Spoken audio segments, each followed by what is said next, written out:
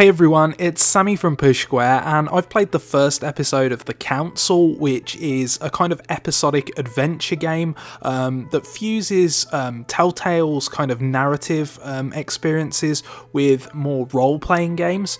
And I'm going to do a review of the first episode, which is called The Mad Ones, in this video. Now, before I get into it, please do remember to like the video, subscribe to the channel, and with that said, let's talk The Council. Oh, my friend, I am shaking in my clogs. So, Focus Home Interactive's impressively ambitious portfolio has scooped another intriguing title with Big Bad Wolf's political period drama, The Council, and like I just mentioned, this is an episodic adventure that's kind of a bit like Life is Strange, but it also has RPG elements to it. And in this review, I'm going to talk about whether the debut episode, The Mad Ones, does enough to draw you into its alternate history lore, or if it comes off the rails a little bit like its crackpot cast.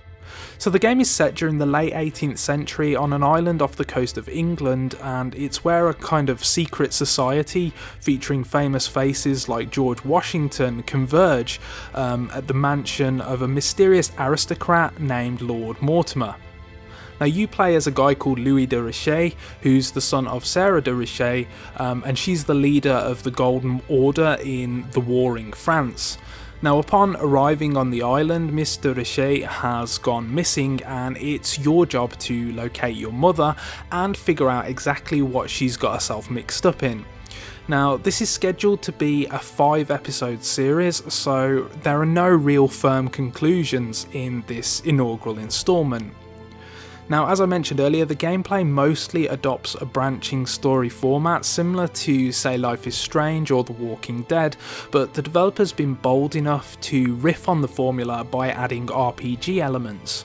So at the start of the game, you'll pick a class which will reward you with a series of base skills, and these alter the way that you approach each scenario in the story.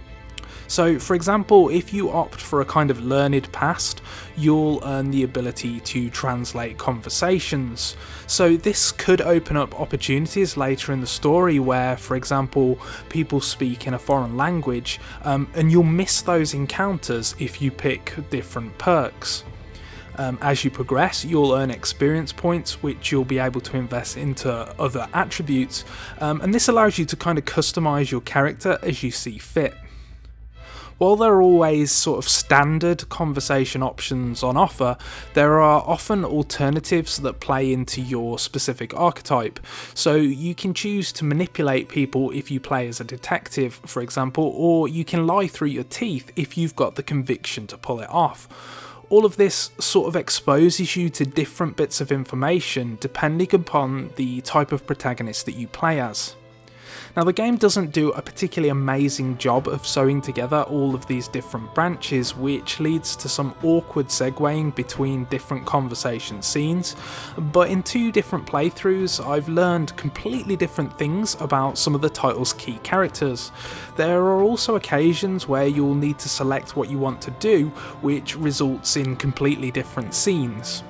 So while the general flow of the episode remains much the same, there is considerable variety between the options.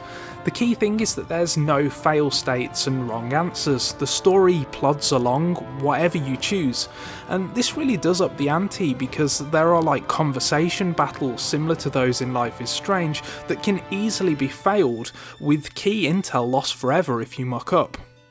I think one key thing that I noticed is that the game doesn't treat you like an idiot.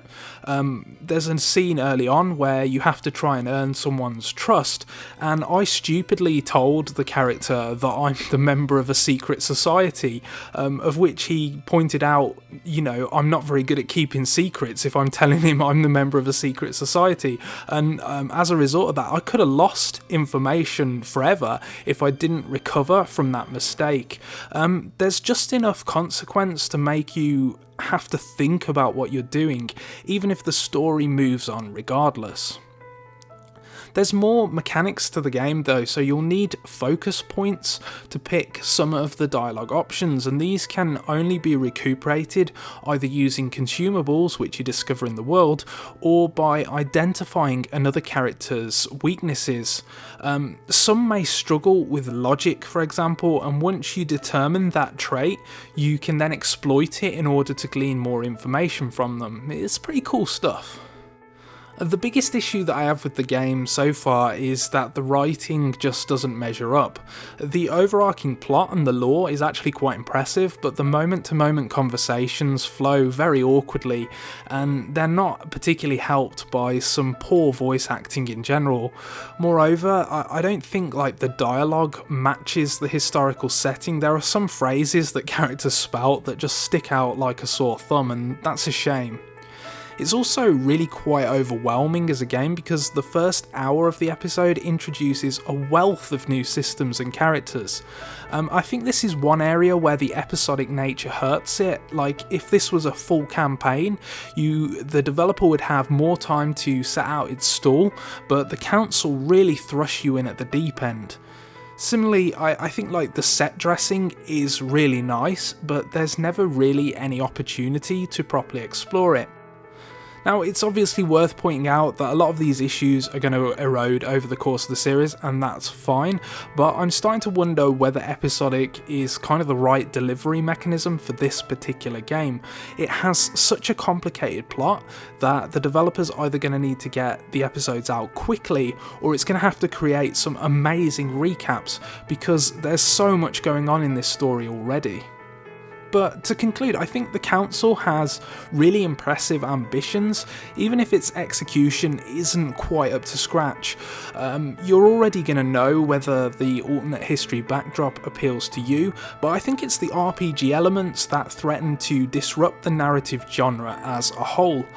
I already really like what this series is doing, but the writing and voice acting leaves a little to be desired. That said, it is a solid start, even if it is a little bit too early to come to any conclusions about the overall story just yet.